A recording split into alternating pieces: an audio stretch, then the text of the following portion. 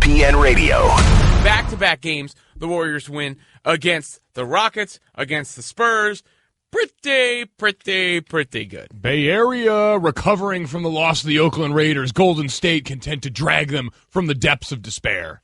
That's got to be the best pair of wins in the NBA this year, I would imagine. I didn't go through every team's schedule and look for the best pair of wins, but I would have to just assume sitting here that at San Antonio and at Houston and at San Antonio on back-to-back nights with wins is the best. Well, there's a stat for that, Robin. The Warriors are the second team in NBA history to win road games in consecutive days in which both of its opponents had a winning percentage of above .675 or better at least 50 games into a season, the other one being the Spurs back March of 2001. See, I set you up for that one, right? That was an alley-oop pass. That was nice. Seamless. Good dunk, by the way. I mean, you finished it hard. No doubt. Like a little better than a couple of those JaVale McGee failed flushes last night. Yeah, I mean, JaVale McGee has made regular appearances on Shaqtin' a Fool. That's where that feud really originated from. He's an improver. He's living his best life right now. I know everyone's making the plea for Shaq to leave him alone, and we finally squashed that beef publicly, but he's been a very meaningful contributor to that team and more than likely will be down the stretch. The Warriors are really good. I mean, they're on pace to have the fourth best point differential in NBA history, which I guess doesn't sound so impressive because of what they did a year ago. But you're looking at what they're doing now. That was their 9th consecutive win. Of course, they're doing it all without Kevin Durant, whose return is right on the horizon. And if you look at the other teams in the West, I mean, they did it against Houston, last night against the Spurs. Let's start with San Antonio, who's really good. I've said all year, I'm sure you've heard me say it a million times, they don't have the guards. Tony Parker is washed up. Manu Ginobili is washed up.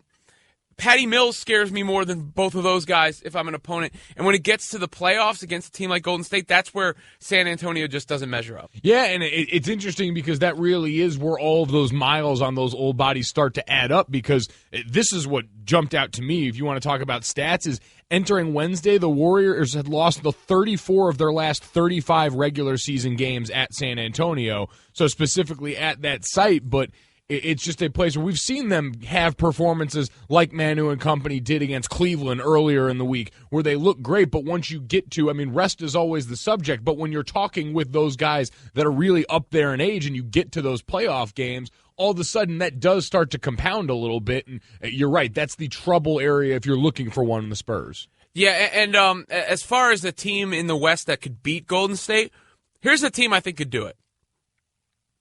The Rockets offense with the Jazz's defense.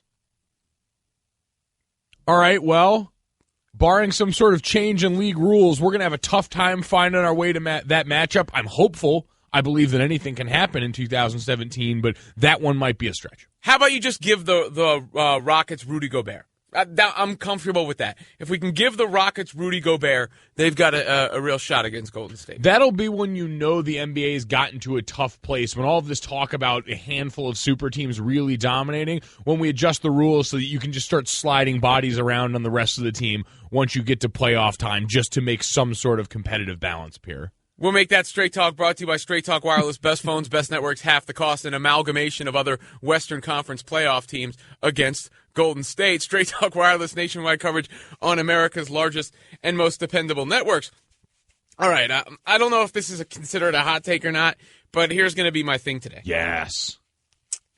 I believe the reintegration of Kevin Durant. Oh, don't do it. Is a bigger threat to the Warriors than any individual team in the Western Conference. Bam, bam, bam, bam. And I am not sitting here saying that it's bad that Kevin Durant's coming back. That it's just like I can't. No, you're saying that in my head. Just say it. Just say it. No. Kevin Durant coming back is a bad thing. Say it. Say it so we can clip it. It's a nuanced hot take. It's a hot take with a hot take alert. Hot take alert. Hot take alert. You're blowing on your plate before you eat it. You know what I mean? It's that kind of hot take. No. We need the scorcher. We need the one that you can't touch coming out of the microwave because it is I know you don't have a lot of microwave experience, but in my experience, when you leave it in there long, it's scalding hot. You can't touch it. That's how thermonuclear I want this take. Let it flow from you, Robin. Well, let me set up the context, because Steph Curry has been very, very good as of late, right? In fact, he was asked about the number of assists that he's compiled. I believe it's 3 straight double-digit assist games, and here was his answer.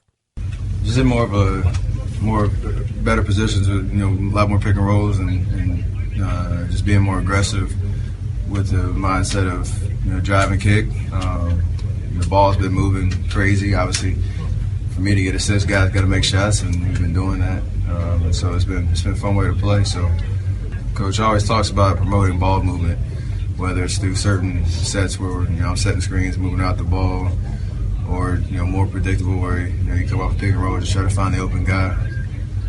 Good things happen. And that's Steph Curry being the engine of this team, the way he has been in back-to-back MVP years. If you remember at the beginning of the season, he sort of backed off to try and help Durant ease his way in. Now, there's a strong chance Durant comes and they're just the Death Star, and nobody can even come close to touching them. But at the same time, it's almost like doing the beginning of the season over again. They've adjusted. It took them a minute, but they've adjusted to playing without him, and they're starting to look like the Warriors from last year. Now he's got to come back, and it depends on when he comes back. I think I would actually want him back before the playoffs if possible. See, the thing about this take is the first round is basically a warm-up for them, so they can sort of get their training wheels on in that first round before they take them off. But if I'm being honest, and again, I'm not saying they're going to get worse with Durant, that probably, in my mind, is a bigger threat to them because it makes those other teams a bigger threat to them. More than any of these one individual teams, whether it's the Houston Rockets or the Utah Jazz or the San Antonio Spurs, just the possible ramifications of the adjustment. Gotta say, I'm a bit shocked. I didn't expect to come in here this morning and hear Robin Lundberg say that the Golden State Warriors are going to get worse with Kevin Durant coming back onto the floor. It's really shocking and offensive to my senses. It's going to take a while for us to digest such a smoking hot take. First and last on ESPN Radio. Not a big deal when Russell Westbrook gets a triple-double. No, it's, sun goes up, or moon, was it? Sun goes down, yeah. That's right. Moon goes up. Well, sun goes up and down, doesn't it? Yeah, I guess it does both at different times. Man, it's early sometimes. I was blown it's not away. Up yet. I was blown away, too. I was getting ready to just shout Mims over the top of that one right there. Well, the sun doesn't really move. Well, yeah, if you want to get technical, we're the ones doing the moving. Unless you're a flat earther, yeah. Yeah, I mean, the Cavs have really struggled since Kyrie Irving said he was a flat earther. I tell you, there's got to be some sort of correlation between that kind of scientific hubris and the results that have followed for the Cavs. Yeah, maybe there is. Maybe there's a connection, and nobody's actually gotten to that point yet. But what were you saying? That the sun rises and falls, and the moon, and all that stuff. Your usual death taxes, all that stuff. Yeah, Russell Westbrook gets a triple-double. It falls right into the same vein. But really, this season it has, and yet on a couple of instances now, he's managed to do something even in that regard that no one else has done. A special triple-double. What do you call it when he does it? It's like a triple-double. Now, an asterisk in sports implies a negative. So, I mean, because it doesn't necessarily imply a negative in, like, what you're reading. It just means you got to go check this out. But as far as this, it's got to be something different than an asterisk. Maybe like a plus or like a green mushroom, like a video game green mushroom. Like, this is one up. I agree. Is that what one up is in every video game? Or is that Mario Brothers? Yeah, this is Mario Brothers. The green mushroom is the one up mushroom. It gives you an extra life, and so I figure in this one it could be the triple double green mushroom. What about a star instead of an asterisk? You could go a star, but I still want to use the Super Mario star, the one that's got eyes. Russell Westbrook, a triple-double with a green mushroom last night because he scored 57 points against the Magic and added 13 rebounds and 11 assists. The 57 points, the most for a triple-double in NBA history. So, not your run-of-the-mill triple-double, a triple-double the likes of, we always quote these old-time stats with Oscar Robertson or Wilt Chamberlain. None of those guys. Most points ever in a triple-double. Yeah, and so far this season, he's had a triple-double, the most points in a triple-double, and not too long ago had the first triple-double where he was perfect from the field and from the free throw line. So accomplishing multiple feats throughout the course of accomplishing a season-long feat we've only seen one other time, he's even found a way to outlast and outdo that. And yet somehow there's still a debate about who the MVP is, which, as you always said, speaks to the strength of this league to an extent. Yeah, how good the players are. I mean, James Harden's had a marvelous season. Look, how I think about LeBron in context of this, but I know he's not going to win it, and it doesn't help his case the way the Cavs have swooned here at the end of the season. So yeah, worth noting that Oklahoma City did just clinch their playoff spot with that win last night, too. I think I'm ready to say Russell Westbrook's the MVP. as far as who's realistically going to win it, the triple-double stat, there's a part of me that says, well, don't just fall for that because it just has a name. It's an artificial designation. But if you look at the kind of season he's had, some of these gaudy stat lines he's put up, and I get the record aspect of it, but the Thunder at 6 to me, 12 games over 500 is impressive. Like that's not something that should hold them back. They lost Kevin Durant, and they're right there they've basically have the same record as the Los Angeles Clippers. Now the Clippers had a ton of injuries this year, but still they're right in the middle of the Western Conference playoff seedings. Not too far a fall from a year ago, really. Russell Westbrook's averaging a triple-double. He's by far and away, I think maybe, needing to do more than any other player with a nod to Harden. I think Westbrook's the MVP. I said it yesterday, so I'm glad you've come around to my way of seeing the world, Robin. But no, I think you're right, and I think normally when we look at a gaudy stat line, you're right. Just because it has a name doesn't make it better than everything else. But when you look at gaudy stat lines, like we just saw that with Devin Booker where he scored 70 points, but everyone said it came in a loss and the team was trying to facilitate that kind of point output for him once they started going that way. So did it feel all the way genuine? Did it feel all the way earned? With Russell Westbrook, as you mentioned, it's been necessary. I forget what it is offhand, but we talked multiple times about how disproportionately favorable their record is when he has a triple-double because it's been necessary for that team's success. It's been what's buoyed them at other times because he's the only show in town, but he's found a way to translate that kind of output directly into wins for the most part, which is something that people value, I think, when it comes to this conversation. Yeah, I mean, they won, 55 games a year ago?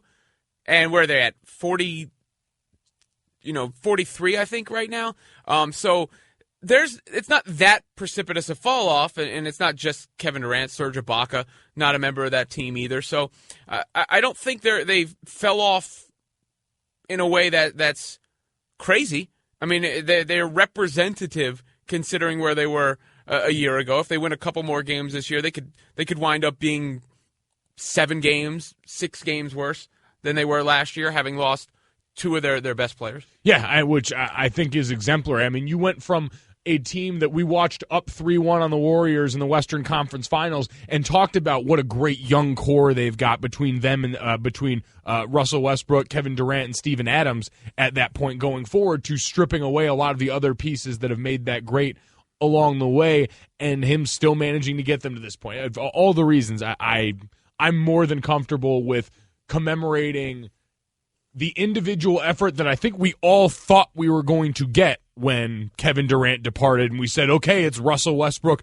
the one-man show on Broadway, and it's delivered in almost every way possible. First and last, presented by Progressive Insurance. We'll compare rates for you so you get the best deal, even if it's not with us, saving you time and money. Now that's Progressive. Call or click today. I think it's been better than we could have thought, too. You switch sides on me, now you're about to meet Westbrook. You get immortalized in the Kendrick Lamar song. As good as you thought he would be, and as much as we knew he would need to be this tour de force, I think he's been better. He has been, and to give a number again to what I said before, talking about them winning when Russell Westbrook has a triple-double, an 81.5% winning percentage when he has a triple-double in a game. So it's translated directly, and without a triple-double, a 33% win percentage in those games. So it's been the only thing that's allowed Oklahoma City to have the kind of success that they've enjoyed this year. He's beasted in close games too, where they've really needed him. I mean, he's never been a good shooter down the stretch of games. He's not a good shooter in general, but they've won a lot of close games, and they've played a lot of close games considering they're not a great team. 37-23 in games within 5 points in the final 5 minutes. So getting a lot done with a plus 24.7 net rating in those games. And doing it all, I mean, rest is something that comes up, but especially now, you have to imagine it's going to weigh on the mind of people that him and James Harden are the only ones in this MVP race we're talking about that have played all the games right now. And I don't say that to diminish the other guys, but to highlight the fact that he's been operating at this clip, doing all of these things for his team, every single night throughout the course of a season, and he never seems to let up. Fatigue never seems to set in for this guy. So the level of physical conditioning that Russell Westbrook has demonstrated throughout the course of this season has been exemplary. All right, I'm ready to return to my little hot take. ESPN Radio tweeted out a quote from me. Reintegrating Durant into the lineup is a bigger threat to Golden State Warriors than any team in the West. Scotty Oates tweets in the long run, Durant won't make them worse, but trying to get him back in the flow when it's all or nothing in the playoffs will likely be difficult, while Cavs Dub City tweets in, will Durant's return make them worse? Of course not. Are you high? Well, again, that's not exactly what I said, but here's a stat for you. Ethan Strauss, who covers the Warriors. The Warriors' defensive rating before the Durant injury, 101.3, very good. But their defensive rating after the Durant injury, 99.9. Shocking, actually, that they've gotten better defensively considering how well Durant played defensively this year. But that's statistical proof that this is not a mirage. They are playing darn good basketball. Yeah, and you know what? I won't co-sign your scorching hot take because I think on his best day when Kevin Durant comes back, the reason this team looked different is because when he's on the floor fully capable, he's the best player on their team. And so I think that's what happens. But what you got to. Well, I was going to say you're not co-signing my scorching hot take. I want you to take the other position though.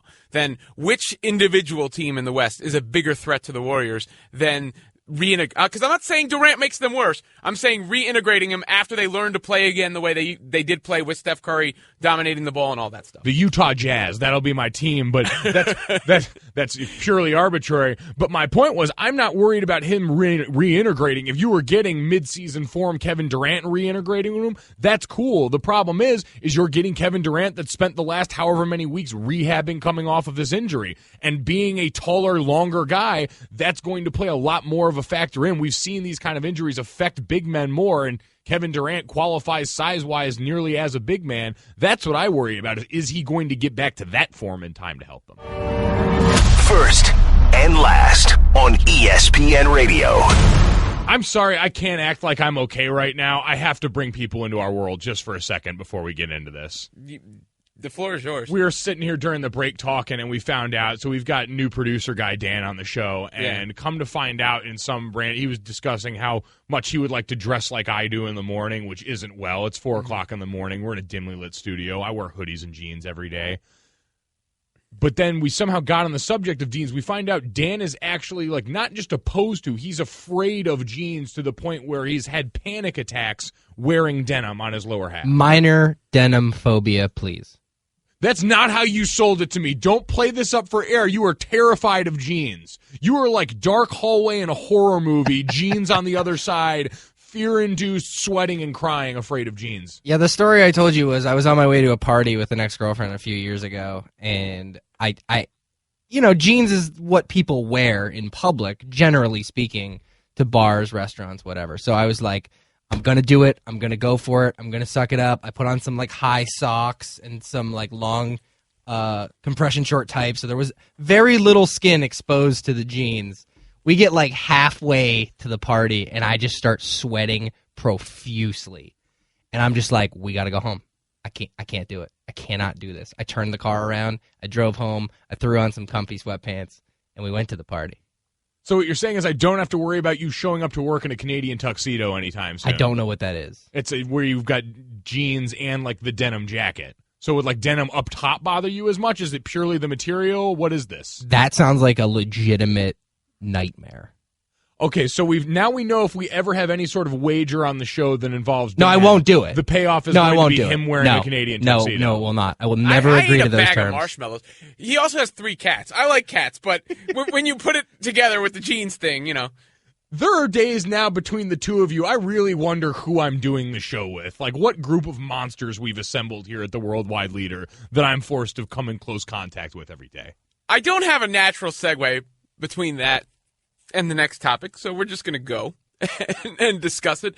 Jeurys Familia, Mets closer, hit with a 15-game suspension by Major League Baseball in a domestic violence-related charge. The charge was dismissed as far as law goes, but Rob Manfred felt that his conduct on the night that the alleged incident occurred violated their policy and warranted the discipline, even if the evidence reviewed by his office, and this is a quote, does not support a determination that Mr. Familia physically assaulted his wife or threatened her or others with physical force or harm. And this entire subject, of course, is discussed a little bit more in New York than it might be in other places, including on the Michael Kay Show, which you can hear on 98.7 ESPN in New York. And Michael Kay strongly disagreed with the suspension. If he didn't physically harm her, didn't threaten her, what did he do? I need to know, what did he do? He's insisting, and this is in the release by Major League Baseball, I just wanted to be known, I did not physically harm her, threaten her, anything. So what did he do? Because if all of that is true, didn't harm her, didn't threaten her, didn't touch her, why is he being suspended? Does that make sense to you? You think I'm being heavy-handed? You think I'm being flip on this? I don't know. Again, I'm not going to comment on the amount of time, except to say, why is he getting any time if he didn't do any of that? Well, my counter to that would be, all right, if he didn't do anything, well, clearly he did enough to where the cops got called. Clearly he did enough to where he was arrested at some point. It was a misdemeanor simple assault charge that ended up getting dropped. But enough happened in that moment to where action was taken. And now we know legally the burden of proof, all these different things that you need. And now it also gets complicated because this is his wife who didn't want to press charges going forward. But enough happened to the point where a league, a sports league, and I said this when we talked about it with the NFL, and Major League Baseball has really set the standard for this, which is if it's domestic violence adjacent, if it's even close, you go out and you suspend them. Because you as a league have to protect your image as a league and say that this is something that we're not going to tolerate. Even if at points like this, even if something really hadn't happened, even if that was the case, even if at some point it infringes upon someone who really truly is innocent, you have to do that for because of the understanding that your job as a league is to protect your image, and that's exactly what Rob Manfred and Major League Baseball are doing. Rob Manfred seems like a reasonable guy. So I would first make that the initial point. Then when someone says they weren't physically violent, doesn't mean that they weren't. But even if, let's just say he wasn't, there's also things like verbal abuse, physical intimidation, a number of things that can come into play. And as you were mentioning, the burden of proof is much different. I was a juror on a murder trial. I took that very seriously, and the standard of beyond a reasonable doubt and all that stuff. But that's not the standard at all here. We're not talking about him losing his employment. We're not talking about him going to jail.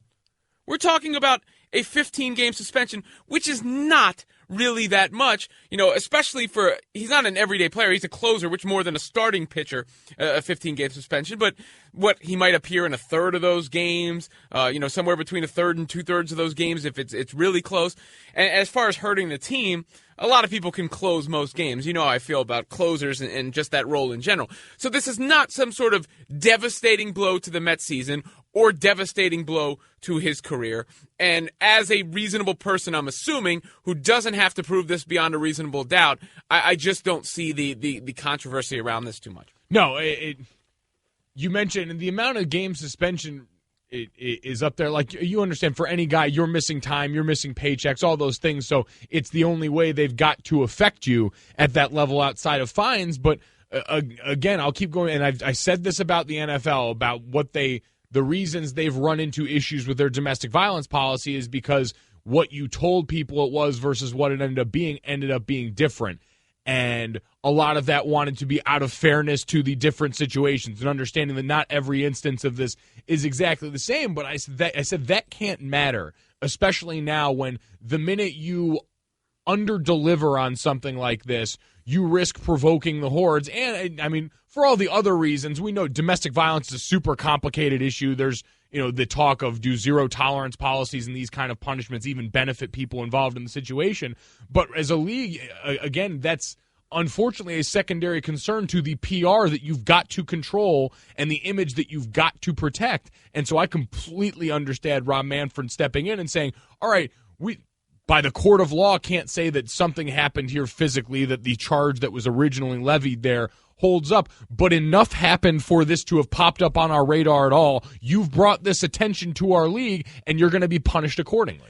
Yeah, and I hate comparing domestic violence to other domestic violence and all that stuff. It's slippery slope, like power ranking domestic violences and all that. But if you look at the 4 suspensions that have happened under Major League Baseball's domestic violence policy, which was enacted in August 2015, you had Hector Olivera, 82 games, Jose Reyes, 51 games, Aroldis Chapman, 30 games, and Jeurys Familia, 15 games. So his suspension is 50% of the previous low of a suspension under the domestic violence policy. So it is being treated less severely than the other ones have been. It is, which is sort of the range that the NFL got in trouble for using at different times, the range that they opened up to 6 games with room for less or room for more, that showed some of the 2-game suspensions that we got, and conversely the 10-game number that we've seen on the top end. And so that playing out in a different way in Major League Baseball. And another big part of it is Familia's not going to fight this. He's not going to try to appeal this, which also tends to come up a lot in the Major League Baseball when you talk about labor piece, and why they've enjoyed so much of that is because they don't allow these ongoing public battles of appeals and the players versus the league, where all of a sudden the PA is forced to come out and fight with you, fight for you because you are the player and they do represent you, in a case that's not going to appeal very much at all to the public that's forced to witness it. First and last on ESPN Radio. The Knicks are out of the playoffs for the 4th straight year, and they're not good. But the thing about the Knicks, longer than that, that's like a little payoff joke to a tease, right? The Warriors clinched the playoffs. It feels like around Christmas time. It feels like the Knicks season was over around the same time. The ramifications with the Knicks are what's going to happen with Phil Jackson and what's going to happen with Carmelo Anthony. Well, last night, Carmelo Anthony spoke, I think, probably in the plainest terms about his future, or perhaps lack thereof. And this is after a waxing by the Miami Heat. And shout out to the Heat. Speaking of shout. Yeah. What a season. 37-38. Just a game under 500 with that roster, having lost, all the big three are gone now. Incredible job. And in fact, Mike D'Antoni might be the favorite for Coach of the Year.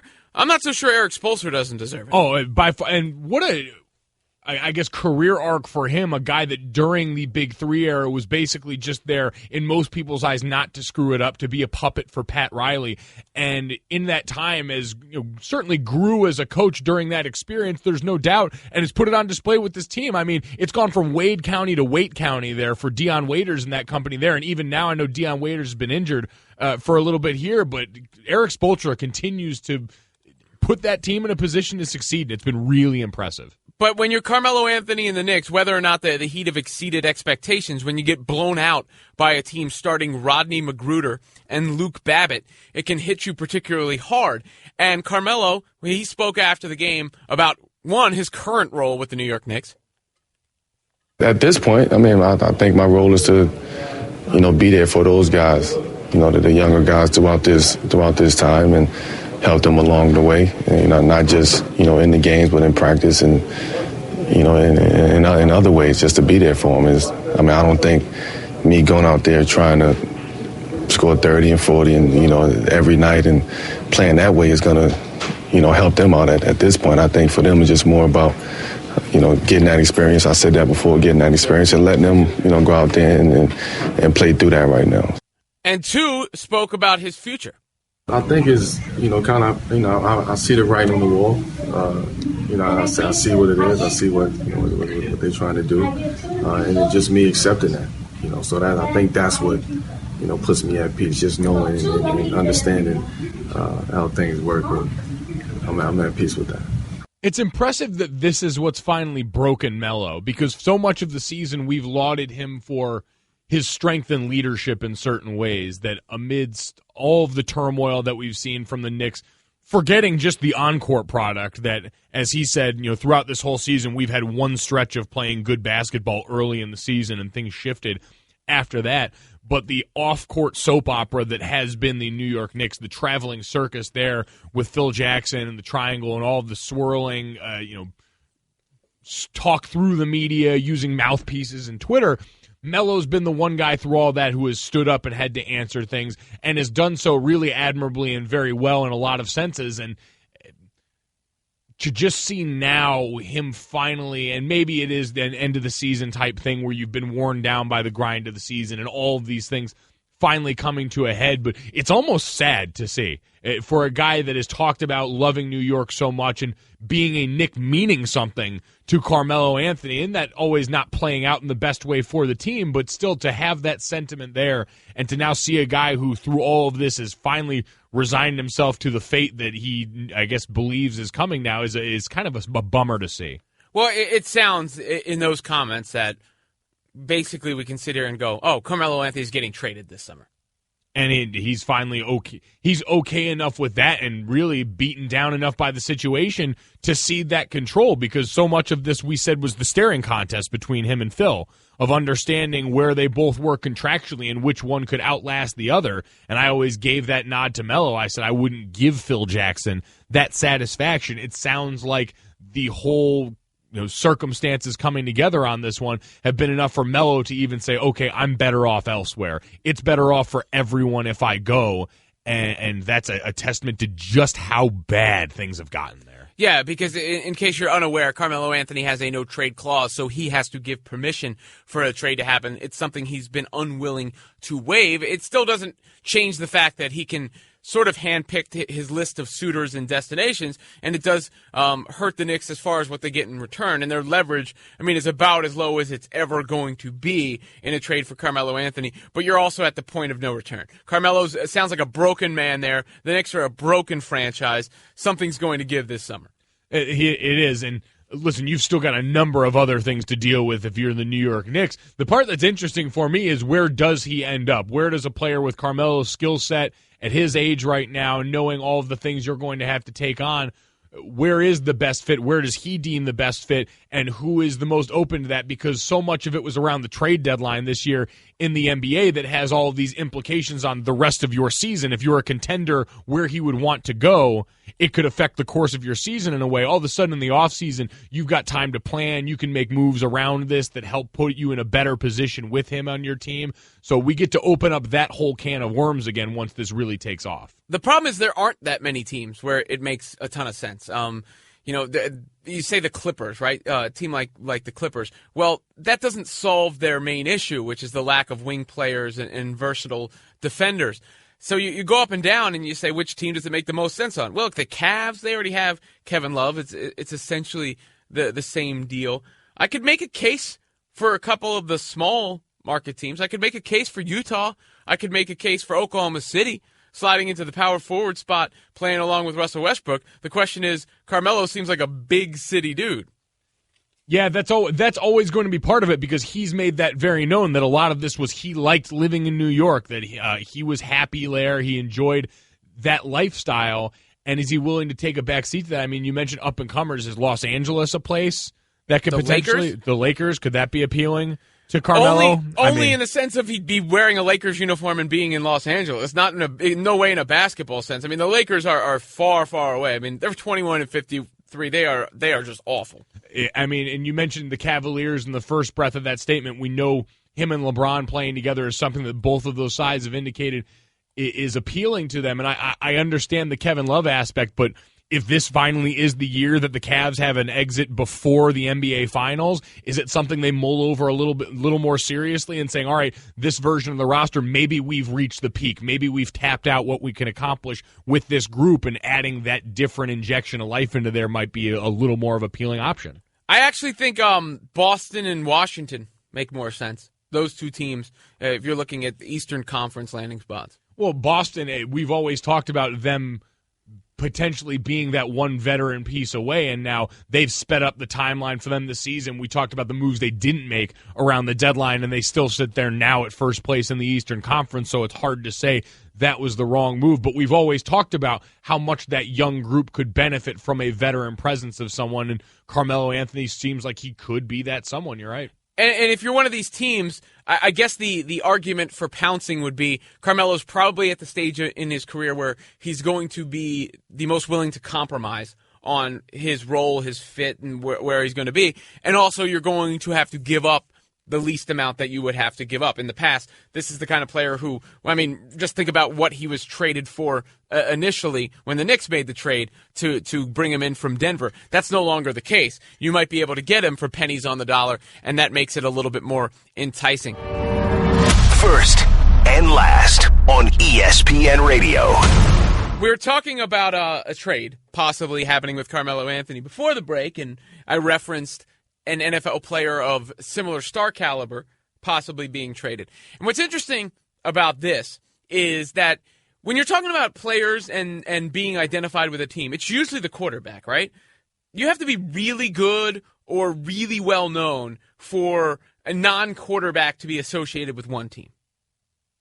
Yeah, but that being said, that one team, especially over the course of this era in the NFL, you could definitely argue for a couple of guys has been the Seattle Seahawks. And Richard Sherman, aside from maybe Russell Wilson and Marshawn Lynch, has been the most identified person on that Seattle Seahawks team, and there's a possibility of him being traded. At least that was broached by Michael Smith and Jamel Hill on SportsCenter last night. Based off Carroll's comments, kind of sounds like he wouldn't mind seeing Sherman leave to some degree. He called what Sherman went through last year self-inflicted, referring to a couple sideline blow-ups he had during the season. I didn't take it that way. Really? I took it as... Is it kind of telling, though, that they were listening to trade offers, or was that just business as usual? Look, nobody other than Russell Wilson should be untouchable. I mean, that's how the Seahawks became the Seahawks. And look, I think it's a message to Sherman to say nobody's untouchable. Everybody can be moved for the right price. But more than that, I got him saying, you know what, you're into a lot of things. You're a spokesperson for the league. You're doing a lot off the field. And you blew up a couple of times. Just get back to being one of the premier corners. That's what I took it as. The fact Not, he said I want to move him. He played with edge all season. He was talking Never about reset. He never reset. It was interesting. I think, though, that in terms of now, Pete Carroll, he had a lot of other things to say. Yeah. Now, that's, of course, on the reports that they are fielding offers for Richard Sherman. I think Jamel had a point there, Mike, because it did seem like there was a little bit of an under-the-surface beef between Pete Carroll and Richard Sherman. Richard Sherman's the kind of personality where it's great for a while and then maybe he wears on you over the long haul because he says some extremely enlightening things and then he could say some extremely infuriating things. But the idea that he was like openly questioning and screaming about the play calling or throwing on fourth down and stuff like that on the sideline has to get under the skin of Pete Carroll. Exactly, and that's the type of distraction's been the word of the word of the month in the NFL, talking about a different player, one that Richard Sherman actually had comments about. But when it comes to that stuff is distracting to a sense to a team, and it does hit that fever pitch to where you have to decide value versus that, and it gets interesting with Richard Sherman and really any guy in that Seattle secondary. The Legion of Boom became that phenomenon when we saw them drum the Denver Broncos in that Super Bowl. I think that's really the height of the stardom for that secondary. You talk about becoming household names. We've also seen how volatile it is when you remove one of those pieces. When Cam Chancellor had the holdout situation, that defense struggled to the point where he said, I had to come back because I want to be out there for my brothers. I want to be out there for my team. Earl Thomas went down with injury last year, and it was a decidedly different defense as a whole. And so we don't know what that would look like with Richard Sherman out, gone from that equation. But it seems like anytime you've removed one of those guys, it's changed that way for the worse. So it's one thing to field offers. It's another to make that decision and say, all right, we have to make sure that we've got that heir apparent, someone we think can fill that void, waiting in the wings. But in the NFL especially, there's that point where Richard Sherman, I don't think any of us are going to say is over the hill and done, but he may have peaked and is on the way down, and therefore the value to the Seahawks they may no longer feel is quite in line with everything else that they might deem a distraction that comes along with him. So they could be assessing it and saying, all right, we no longer feel like this guy is a game-changing, worthy of the moniker Legion of Boom, so now's the time to start at least testing the market. It also lets you know how much of an issue this must have been for Pete Carroll to address it and for this to come up at all, because this is the coach of the team that we always talk about from the outside looking in and said, this is a coach who allows players to speak his mind, who in a league where we so often talk about people trying to stifle personalities, he allows them to flourish. He sees that as the strength of his team, a team that had Marshawn Lynch on it that was a big personality, albeit a quiet one for us in the media and in the public at certain times, and has allowed Richard Sherman to be outspoken on a number of these issues and promoted that as a strength of his team. For him to now come out and say, you know what, maybe we've hit the point where this isn't so great, lets you know, all right, where there's smoke, there's fire. Yeah, and Pete Carroll addressing it, period. You know, it's like earlier in the show we played a clip of Jason Garrett talking about Tony Romo's durability. That's one of those sort of siren comments. He didn't say anything, you know, necessarily offensive or demonstrative, but even that mention, without just brushing it off or saying, guys, you know, it's overblown, he opened the door toward it. He cracked the door toward it. And the same thing goes on here, because these sort of things, typically you just totally ignore them, say they're not true at all. You don't give them any, you know, to harken back to the bumpin' music, credence. And he did. I mean, by Pete Carroll even mentioning Richard Sherman and saying things like, I mean, here's a quote, "You're either competing or you're not, and so we've always had to be open for everything, every suggestion that comes along. There have been some teams that have called, and so we've talked about it, but he's extremely important to our football team." That's a message to Richard Sherman. That's not only an admission that the possibility exists they could trade him, but I think it's also, hey, you know, you want to stay here, you want to be a part of this, let's figure this all out. Which is a weird check yourself moment in Seattle, and we talked about this on the show note last night leading up to it, but producer guy Dan mentioned that he likes seeing this mentality. It's what we see from the Patriots all the time, that no one is above being dealt, that they're going to make always the right football move for them based on when your value to them is at the point where they can get the best return off of it. But that's also with a group in the Patriots that we give the benefit of the doubt to every move they make. They dealt Jamie Collins, they dealt Chandler Jones. We looked at that and said, okay, net good. You must have something figured out. The Seahawks are probably another team that have that level of clout. But in general, if you're a fan, is this something you look at and root for? Say, yeah, we want our team to have this mentality. We trust our organization enough to deal a guy who's a superstar in this league, who's one of our star players, and say we trust you enough to make this move, because I don't think there's a lot of teams that have that clout with their fan bases, that have that clout in general, to where they can afford to make that move and see it not somehow be a referendum on the future of their job. It'll probably be the Patriots that trade for him, and then we get the whole, like, oh, Richard Sherman, you know, going into the Patriots' way. Look at that. They can do whatever they please. They are the almighty Patriots. Exactly. Coming off the reports that the Patriots say now that they don't have plans to move Malcolm Butler, who they've had a tenuous offseason with, all of a sudden, wouldn't that be the Patriot way to make that move in an offseason where they've made more moves and more moves that have rattled the NFL than we're traditionally accustomed to? Would be the perfect icing on the cake, especially with a team that they've got a little bit of history with. First and last on ESPN Radio.